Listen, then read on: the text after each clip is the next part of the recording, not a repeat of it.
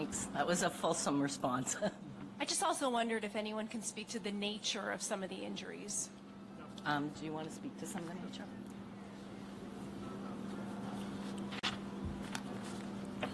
Good afternoon. My name is Corey Takach. I'm a commander of operations within Peel Regional Paramedic Services. So upon our arrival of the crash site, our staff were faced with a multitude of different injuries, mainly stemming from back sprains, head injuries, anxiety, some headaches, nausea and vomiting due to the fuel exposure. So those were the common sort of injuries that we had come across. Any more questions? Please, Mal Hamidi, Canadian Press. Just want to follow up on this rescue effort. Can you please provide some details on the timeline? How long did you, paramedics and firefighters did it take for them to get to the airplane, and how long did it take for them to evacuate the airplane? Okay, Todd, you want to take that? Yeah, the response from Toronto Pearson Fire Emergency Services was minutes. Because there is an active investigation, we won't be able to provide the details, but it was a very quick response from Fire Emergency Services as well as our response partners that just spoke. Can you please also comment on the role that flight attendants played in evacuating the airplane? We saw some videos on social media where basically doing their job, helping passengers get off the plane. Can you please comment on their role in this? Sure, absolutely. We train for such events. We're very well prepared and trained, and the firefighters responded textbook. They were able to knock down the fire.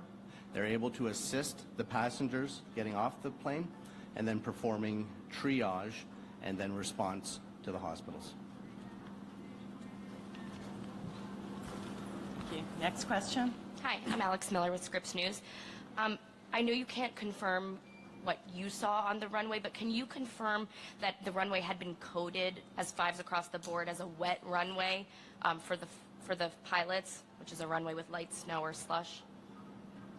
Sorry, I don't know if I followed that question. Do you want to answer, or do you want to repeat it? Did you get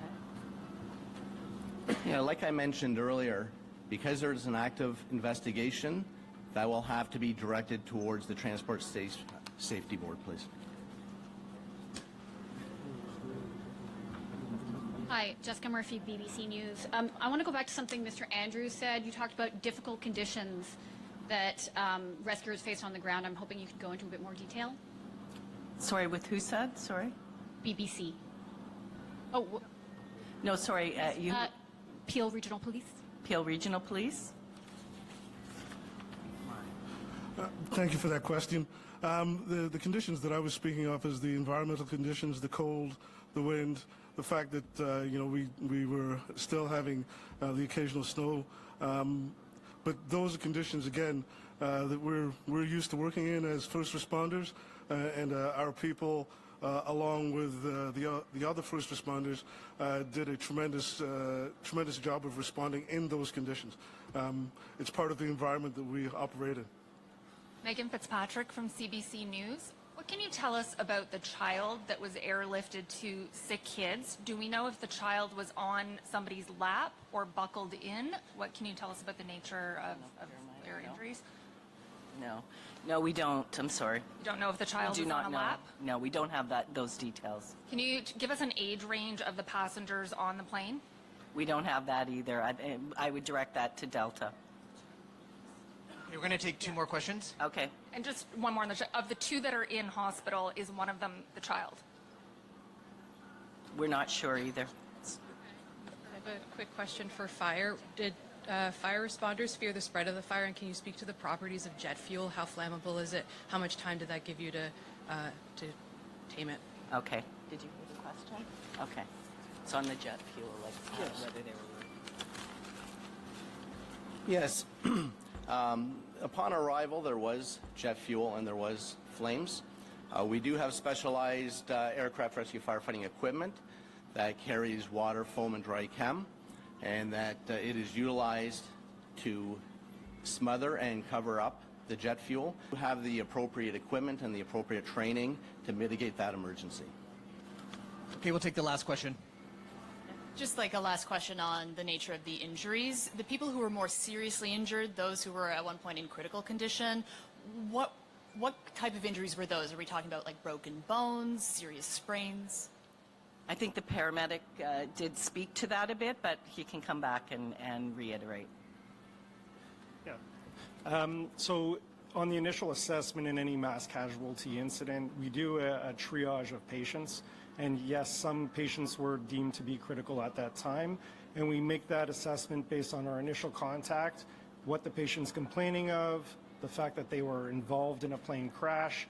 And some of those determinations happen quite quickly in the short amount of time that we spend with that patient to ensure that they're receiving the quickest care possible.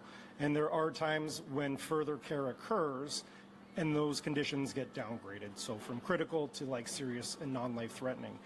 There are times in scenarios like this where somebody may be complaining of like abdominal pain or a head injury, and we may err on the side of caution to deem them critical because we can't see inside their skull, we can't see inside their abdomen, but based on some of their vital signs and other determining factors, that's when sort of the decision to make them a critical patient would have occurred. So in terms of like the acuity of injuries, perhaps the most acute would be that like the back sprain or the head injury possible. Yeah, a head injury from an acuity state is obviously very dangerous. The issue is we obviously can't see inside the head at that time, right? So. Well, thank you all for coming today. We really appreciate it. I really thank all the responders as well for their time to come today and explain the situation on the ground. We will continue to give more updates on operations, Toronto Pearson, but from this going forward now, it is an active investigation, and we can expect hopefully to hear some news from the investigators. Thank you.